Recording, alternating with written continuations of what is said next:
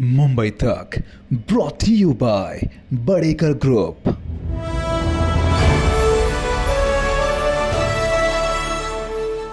नमस्कार, मी हर्षदा। डोंबिवली विधानसभा मतदारसंघातनं 3 टाइम आमदार राहिलेले महत्वाचं आहे ते म्हणजे की सार्वजनिक बांधकाम मंत्री भाजपचे एक महत्वाचे नेते असलेल्या रवींद्र चव्हाणांना आव्हान देणार आहेत दीपेश म्हात्रे। दीपेश म्हात्रे हे एकनाथ शिंदेंच्या शिवसेनेत गेले। रातोरात त्यांची दहीहंडी फोडण्यासाठीचा प्रवास हा शिंदेंनी केला होता। खाडी पार करून ते दहीहंडी फोडण्यासाठी म्हणून इथं आले होते। त्याच दीपेश म्हात्रेंनी अचानक निर्णय घेतला आणि ते ठाकरेंबरोबर गेले। त्यांनी हा निर्णय का घेतला, विशेष म्हणजे 3 टर्म आमदार आणि मंत्री राहिलेल्या रवींद्र चव्हाणांना ते कोणत्या मुद्द्यांवर आव्हान देणार आहेत याबद्दल आपण त्यांच्याशी बातचीत करणार आहोत। खरं तर आता स्वागत आहे तुमचं, पण नवीन नाही की तुम्ही निवडणूक लढताय रवींद्र चव्हाणांच्या विरोधामध्ये, पण कुठल्या मुद्द्यांवर ही निवडणूक लढणार आहात? कारण रवींद्र चव्हाण हे फक्त मंत्री नाहीयेत, तर भाजपचे एक महत्वाचे नेते सुद्धा आहेत। विशेष म्हणजे भाजपसाठी जर आपण पाहिलं तर एक प्रकारे अनेक पद्धतीनं कोकण असेल किंवा मग डोंबिवली असेल, एक महत्वाचा दुवा, एक महत्वाचा नेता म्हणून त्यांच्याकडे पाहिलं जातं। अशा नेत्याला तुम्ही आव्हान देण्यासाठी शिंदेंची साथ सोडून ठाकरेंकडे आलेला आहात, त्यामुळे कसं आव्हान देणार आणि मुळात हा निर्णय कसा काय झाला? केवळ रवींद्र चव्हाणांना आव्हान देण्यासाठी की विधानसभा लढवण्यासाठी? गेल्या अनेक वर्षापासून उद्धव ठाकरेंबरोबर मी काम करत होतो। जेव्हा हे सत्तांतर घडलं त्याच्यानंतर काही अपरिहार्यता असल्यामुळे मला एकनाथ शिंदेंसोबत जावं लागलं, परंतु कितीही आम्ही तिकडे गेलेलो असलो तरी मनाने आम्ही उद्धव साहेबांबरोबरच होतो। त्याच्यानंतर मी जेव्हा प्रवेश शिंदे साहेबांकडून उद्धव ठाकरेंकडे घेतला, मी जनतेशी बोलल्यानंतरच हा निर्णय घेतलेला आहे। आमची युती होती, युतीमध्ये भाजपच्या बरोबर तर मला काही उमेदवारी मिळणार नव्हती आणि डोंबिवलीची जी झालेली अवस्था आहे, लोकांशी बोलल्यानंतर लोकांनी सांगितलं रवींद्र चव्हाण यांच्या विरोधात उभं राहण्यासाठी कोण नाहीये, त्यांना आव्हान देण्यासाठी कोण नाही, तर जनतेचे प्रॉब्लेम सोडवणार कोण?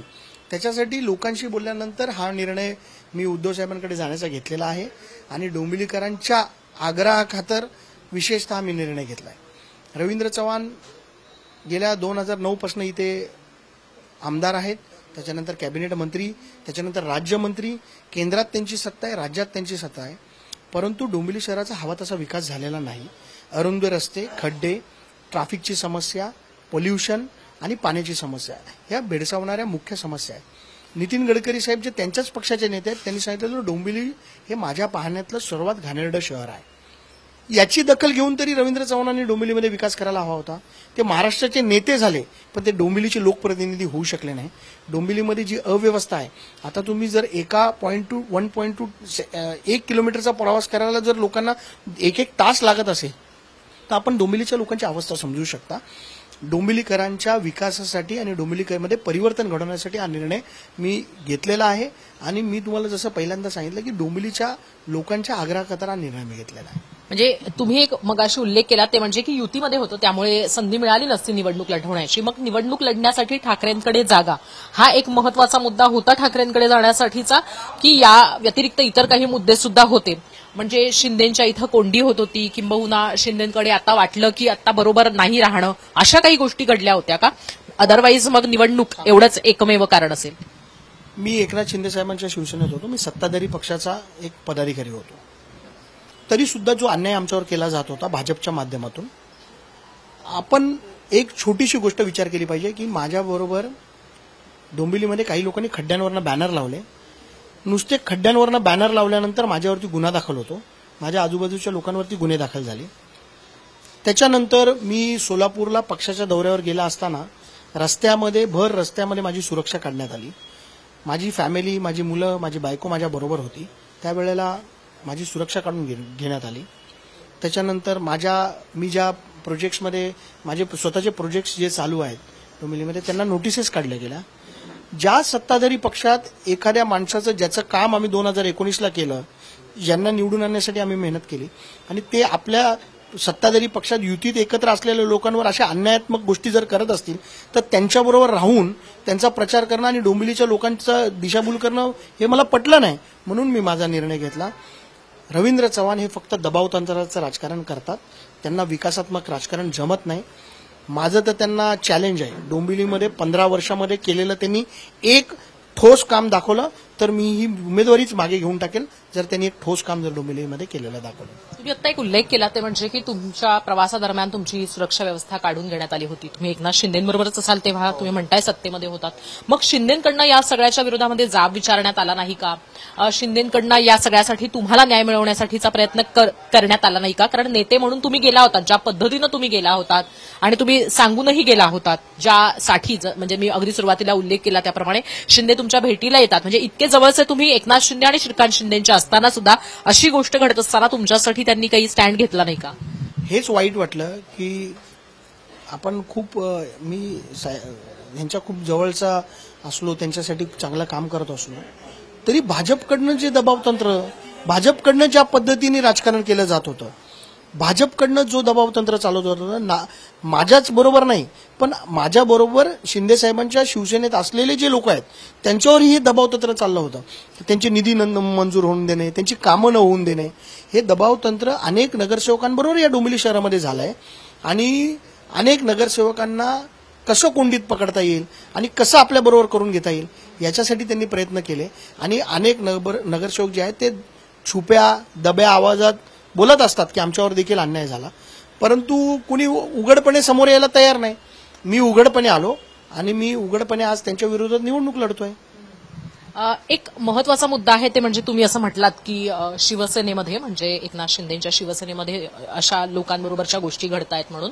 पण असं वाटतंय का की शिवसेनेच्या बरोबर म्हणजे युतीमध्ये असताना सुद्धा भाजपकडनं अन्याय होतोय का? आणि या अन्यायाचे अनेक जण बळी आहेत आणि त्यातले तुम्ही एक होतात म्हणून तुम्ही हा निर्णय घेतला, इतरांना हा निर्णय घेता येत नाही, अशी सध्याची परिस्थिती आहे का? म्हणजे तुम्ही आरोप करता एक प्रकारे भाजपवर. भाजपचे इथले लोक जेव्हा श्रीकांत शिंदे निवडणुकीला उभे होते तर सारखे गेल्या 6 महिन्यापासून सांगत होते की हा मतदारसंघ भाजपला पाहिजे, या मतदारसंघात भाजपची जास्त, श्रीकांत शिंदेवर कसा दबाव टाकता येईल. तुम्हाला मी त्यांच्याबरोबर होतो तेव्हा मी तुम्हाला विश्वासाने सांगतो भाजपच्या एकाही पदाधिकाऱ्याने डॉक्टर श्रीकांत शिंदेचं काम केलं नाही. मी जबाबदारीने हे वक्तव्य करतोय. या मतदारसंघात त्यांनी श्रीकांत शिंदेचं कुठलंही काम केलेलं नाही आणि भाजपच्या लोकांमध्येच कुजबूज होती की आम्हाला सांगितलंय श्रीकांत शिंदेचं काम करायचं. म्हणजे इथली भाजप शिंदेच्या विरोधात आहे की इथली भाजप श्रीकांत शिंदेच्या विरोधात आहे की इथली भाजप शिवसेनेच्या विरोधात आहे की पर्टिक्युलर रवींद्र चव्हाण हे एकनाथ शिंदे आणि श्रीकांत शिंदेच्या विरोधात आहे? तुम्हाला काय वाटतं? आमच्या डोंबिवलीमध्ये भाजप नावाची गोष्टच नाहीये. भाजप एक विचारवंतांचा असा पक्ष होता पहिले 2014च्या आधी. 2014च्या नंतर डोंबिवलीमध्ये भाजप नाही. डोंबिवली फक्त टीम रवींद्र चव्हाण. तुम्ही आता त्यांच्या पॅम्पलेट बॅनर्सवर बघाल तर तुम्हाला बघायला मिळेल भाजप कमी आहे आणि टीम रवींद्र चव्हाण जास्ती आहे. या मुद्द्यामुळे भाजपमध्ये पण इंटरनल नाराजी आहे. भाजपचे लोक फक्त बोलू शकत नाही कारण आज ते मंत्री आहेत, मोठ्या पदावर आहेत आणि त्यांच्यावरती कदाचित दबाव येऊ शकतो. पण भाजपच्या नगरसेवक पदाधिकाऱ्यांमध्ये देखील कुजबूज आहे की आमच्यावर देखील दबाव टाकला जातो. इथे भाजप उरलेली नाही, इथे फक्त टीम रवींद्र चव्हाण म्हणून काम सुरू आहे. तुम्ही त्यांचे पॅम्पलेट बॅनर्स जर बघाल, आजूबाजूला त्यांच्या जी माणसं बघाल ती फक्त टीम रवींद्र चव्हाण आहेत. जुने जे भाजपचे सहकारी आहेत ते कुठेही दिसत नाही आणि त्यांच्यावरती देखील अन्यायाचं काम चालू आहे. तुम्ही जसं म्हणताय त्याप्रमाणे टीम रवींद्र चव्हाण असेल तरी ही जी टीम आहे हीच मागच्या 3 वर्षापासून जिंकत आलेली आहे. मग आता अशा टीमला तुम्ही आव्हान कसं देणार जे की तुम्ही म्हणजे शिवसेनेमध्ये तुम्ही एकनाथ शिंदेबरोबर गेलात, एकनाथ शिंदेबरोबर राहून मग तुम्ही पुन्हा एकदा ठाकरेंकडे आलात आणि तुम्ही म्हणताय की तुम्ही निवडणुकीसाठी आलेले आहात आणि तुमच्याबरोबर नाराज सुद्धा आहेत जे ठाकरेंकडचे लोक आहेत. तर कशा पद्धतीनं तुम्ही हे चॅलेंज देणार आहात रवींद्र चव्हाणांना? त्यांच्याकडे एक टीम आहे आणि जी टीम तुमच्याकडे सध्या नाहीये. नाही, एकनाथ शिंदे साहेबांकडे जाण्याचा येण्याचा असा विषय नाही. ज्या वेळेला आम्ही या ठाणे जिल्ह्यामध्ये काम करत होतो शिवसेनेमध्ये उद्धव बाळासाहेब ठाकरेंचं नेतृत्व एकनाथ शिंदे देखील मानत होते, आम्ही देखील मानत होतो, आम्ही एकत्रच काम करत होतो. माझा जर आपण विचार केला तर पक्षांतर नाहीच आहे. मी शिवसेनेतच आहे आणि मी उद्धव बाळासाहेब ठाकरे यांच्याबरोबर गेली अनेक वर्ष काम करतोय, आदित्य ठाकरेंबरोबर अनेक वर्ष काम करतोय आणि आज परत त्यांच्याच बरोबर काम करतोय. निवडणूक हा उद्देश नाही, अन्यायाविरुद्ध लढाई करण्याचा उद्देश आहे. निवडणूक अनेक येतील जातील. लोकसभेची निवडणूक होती तेव्हाही मला प्रवेश करता आला असता, परंतु जो डोंबिवलीकरांवरती होत असलेला अन्याय आहे त्याच्या विरुद्ध आवाज उठवायलाच कोण नाही आहे. रवींद्र चव्हाणांनी अशी एक काही यंत्रणा बनवली आहे की त्यांच्या विरोधात कोणी उभंच राहू नये अशी सगळी यंत्रणा त्यांनी बनवून ठेवली होती आणि त्याला कुठेतरी छेद देण्यासाठी आणि डोंबिवलीच्या लोकांना एक सक्षम पर्याय देण्यासाठी मी उभा आहे. आणि डोंबिवलीमध्ये तुम्हाला विशेषतः सांगतो टीम रवींद्र चव्हाण ज्या पद्धतीने काम करते, तुम्ही सांगितलं 3 टर्म निवडून येतात. 3 टर्म जरी ते निवडून येत असले तरी या टर्मला त्यांना विकासाच्या कामांवर बोलता येत नाहीये. ते लोकांसमोर विकासाच्या कामाबद्दल बोलत नाहीयेत. ते राज्याच्या कामांबद्दल सांगतात. पण आमच्या डोंबिवलीचा माणूस पीडब्ल्यूडी मिनिस्टर होतो आणि त्या शहरामध्ये विकास होत नाही, खड्डे होतात, रस्त्याची कामं होत नाही आणि ते सांगतात माझ्यावरती काही नेत्यांचा दबाव होता. तर कोणता दबाव होता त्यांनी जाहीरपणे सांगायला पाहिजे. आणि डोंबिवलीत विकास का झाला नाही याच्यासाठी जर ते आत्ताही जबाबदारी झटकत असतील तर मला वाटतं हे मग डोंबिवलीकरांचं दुर्दैव आहे की ज्या माणसाला त्याच्या राजकीय कारकिर्दीच्या शिखरावर आम्ही पोहोचवलं त्यांनी डोंबिवलीचं नावलौकिक जमिनी खाली घालवायचं काम केलेलं आहे. पुन्हा एकदा तोच मुद्दा येतो, ते म्हणजे की तुमचे असे कुठले मुद्दे असतील निवडणुकीसाठीचे जेव्हा तुम्ही रवींद्र चव्हाणांसारख्या मोठ्या बड्या नेत्याला आव्हान देताय. आणि दुसरा एक महत्वाचा मुद्दा आहे ते म्हणजे की ते भाजपचे सुद्धा महत्वाचे नेते आहेत. त्यामुळे भाजपची यंत्रणा जरी म्हणजे निवडणुकीसाठी एक सीट हा विचार पक्ष तर नेहमीच करतो, त्यामुळे भाजपची यंत्रणा रवींद्र चव्हाण यांची तुम्ही म्हणता त्याप्रमाणे स्वतःची टीम, त्याचबरोबर कुठेतरी एक प्रकारे आरएसएस सुद्धा सक्रिय आहे. तर म्हणजे त्याच्या अपरोक्ष किंवा त्याच्या विरोधात तुमच्याकडे असं काय आहे? ठाकरेंची कमी झालेली क्षमता आहे सध्या इथं, तुमच्यावर नाराजी आहे, तर त्यामुळे तुम्ही कशा पद्धतीने या गोष्टी जुळवून आणणार, प्लसमध्ये राहणार? कारण आता फारच कमी दिवस राहिलेले. नाही, माझ्यावर नाराजी असण्याचं कारणच नाही. तुम्ही बघाल ज्या दिवशी मी प्रवेश केला त्या दिवशी उद्धव बाळासाहेब ठाकरे शिवसेनेमध्ये अतिशय जल्लोषाचा उत्साहाचं वातावरण होतं. सगळे पदाधिकारी माझ्याबरोबर आहेत. एकही पदाधिकारी सांगायला सुद्धा इथे तिथे गेलेला नाही. सगळे पदाधिकारी माझ्याबरोबर आहेत. रवींद्र चव्हाण हे जरी भाजपचे मोठे नेते असले, डोंबिवलीत त्यांनी 3 वेळा आमदारकीची निवडणूक लढवलेली असली, ते मंत्री झालेले असले, तरी माझे मुद्दे लोकांपर्यंत जाण्याचे हेच आहेत की डोंबिवलीमध्ये त्यांनी कोणती विकास कामं केली, डोंबिवलीकरांसाठी काय केलं. तुम्हाला जर एक छोटीशी गोष्ट सांगायची गेली तर 94 लोक 6 महिन्यामध्ये गेले, ट्रेनमध्ये पडून एक्सपायर झालेत डोंबिवलीमध्ये. तरुण 94 तरुण. जर या गोष्टींकडे आपले राजकारणी लक्ष देणार नसतील तर या राजकारण्यांचं करायचं काय हा मोठा प्रश्न डोंबिवलीकरांसमोर आहे. आणि या सगळ्या गोष्टी आणि हे सगळे मुद्दे घेऊन मी फक्त आणि फक्त विकासाच्या मुद्द्यावर निवडणूक लढतोय. मी डोंबिवलीमध्ये शिवसेनेच्या लोकांना बरोबर घेऊन निवडणूक लढतोय. ही निवडणूक जनता हातात घेईल असं मला वाटतं. आणि रवींद्र चव्हाणांच्या बरोबर आपण आरएसएसचा एक मुद्दा काढला होता. डोंबिवलीमध्ये आरएसएसचा मोठा पगडा आहे. आरएसएसची लोक चांगल्या पद्धतीने डोंबिवलीमध्ये काम करतात. आपण जर बघितलं असेल तर यावेळेला पहिल्यांदा डोंबिवलीच्या इतिहासामध्ये स्वयंसेवक संघाच्या एका कार्यकर्त्यांनी उमेदवारी अर्ज भरलेला आहे आणि त्याच्याबरोबर अर्ज भरताना अनेक स्वयंसेवक संघाचे कार्यकर्ते त्यांच्याबरोबर उपस्थित होते. हे डोंबिवलीत पहिले कधीच झालेलं नव्हतं. याच्यावरनं दिसतं की रवींद्र चव्हाण यांच्यावर संघाचे लोकही नाराज आहेत आणि त्यांचे काम करण्याची पद्धत ही संघालाही आवडलेली नाही. संघाची एक पद्धत असते, एक शैली आहे काम करण्याची. त्या शैलीच्या बाहेर जाऊन हे लोक काम करतात आणि लोकांवर दबाव आणि हे सगळं करून कामं करतात. पण संघाच्या लोकांनी यावेळेला उमेदवारी अर्ज भरलाय याचा अर्थ आहे की संघाचे लोक यांच्यावर नाराज आहेत. एक शेवटचा प्रश्न आहे ते म्हणजे की तुम्ही म्हणताय त्याप्रमाणे संघाचे लोक नाराज आहेत, पण मग या संघाच्या लोकांनी तुमच्याशी कॉन्टॅक्ट केलंय, तुम्ही संघाच्या लोकांचं मत परिवर्तन किंवा आपल्या बाजूने वळवण्याचा प्रयत्न केलाय का? आणि दुसरीकडे शिवसेनेचं सध्याचं डोंबिवलीतलं काय म्हणजे भवितव्य आहे? मी शिवसेना म्हणते, शिवसेना उद्धव बाळासाहेब ठाकरे पक्ष म्हणत नाहीये. शिवसेनेचं भवितव्य इथे चांगलंच असणार आहे. संघाचे लोक माझ्याशी संपर्क म्हणजे मी डोंबिवलीत वाढलो, मी डोंबिवलीत शालेय शिक्षण झालं. आम्ही त्या संघाच्या एका वातावरणातच वाढलेलो आहे. आमच्यावरही संघाचे संस्कार आहेत.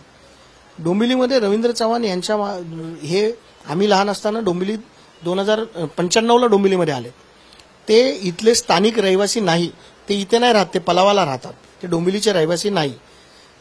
माझा एवढाच मुद्दा आहे की शिवसेनेला चांगले दिवस डोंबिवलीमध्ये येणार आणि येत्या काळामध्ये डोंबिवली विधानसभा असेल किंवा कल्याण डोंबिवली महानगरपालिका असेल याच्यावरती मोठ्या प्रमाणात यश हे शिवसेनेला मिळणार. मी पुन्हा म्हणते की शिवसेना आणि शिवसेना उद्धव बाळासाहेब ठाकरे असं मी म्हटलेलं नाही, मी शिवसेना म्हणतो. बाळासाहेब ठाकरेंना यश मिळणार. आणि बघा कसं आहे, आमचा वाद इथे शिवसेनेशी नाहीच आहे ना, आमच्यासमोर भाजपा आहे. ती शिवसेना तुम्हाला मदत करेल का? एकनाथ शिंदेची शिवसेना. बघा मी ते तर युतीमध्ये आहेत, ते मला कशी मदत करणार? पण या त्यांचा राग तर आहे रवींद्र चव्हाणांवर. अनेक ठिकाणी लोकसभा निवडणुकीमध्ये आता सुद्धा शिवसेनेचे अनेक ठिकाणी बंडखोर करत उमेदवारी सुद्धा दिलेली आहे. कुठेतरी या म्हणजे टार्गेटवर राहिलेले आहेत रवींद्र चव्हाण. नाराजी व्यक्त केलेली आहे. कोकणातल्या जागांवरनं असेल, लोकसभेच्या अनेक जागांवरनं असेल, पालघरच्या जागेवरनं असेल आणि थेट मोठ्या मोठ्या नेत्यांनी, रामदास कदमांसारख्या नेत्यांनी नाराजी व्यक्त केलेली आहे. त्यामुळे मदत करतील का बदला घेण्यासाठी, किंवा मग आपण म्हणूयात की पडद्यामागून काही हालचाली तुमच्यासाठी? नाही, असं काही सांगता येत नाही मला. त्यांच्या पक्षाबद्दल मी कसं उत्तर देऊ की ते मला मदत करतील की नाही. पण एक गोष्ट नक्की आहे, पूर्ण डोंबिवलीमध्ये सर्व डोंबिवलीकर एकजूट झालेत. ही निवडणूक माझी नाही आहे, ही निवडणूक डोंबिवलीकरांची आहे. आणि तुम्ही एक छोटासा एक विचार केला पाहिजे की आज ते युतीमध्ये आहेत, ते सगळ्या गोष्टी युतीमधनं करतायत, परंतु डोंबिवलीमध्ये 1-to-1 फाईट आहे. म्हणजे उद्धव बाळासाहेब ठाकरे आणि भाजपा, आमची राज्यातली लढाई तशीच आहे. आमची लढाई भाजपच्या विरोधात आहे, भाजपच्या प्रवृत्तीच्या विरोधात आहे. भाजपच्या पद्धतीने बघा, 2014च्या पूर्वीची भाजप वेगळी होती, 2014च्या नंतरची भाजप वेगळी आहे. आमची लढाई 2014च्या नंतरच्या भाजपशी आहे. त्याच्या आधी तर आम्ही एकत्र युतीत काम करत होतो वर्षानुवर्ष.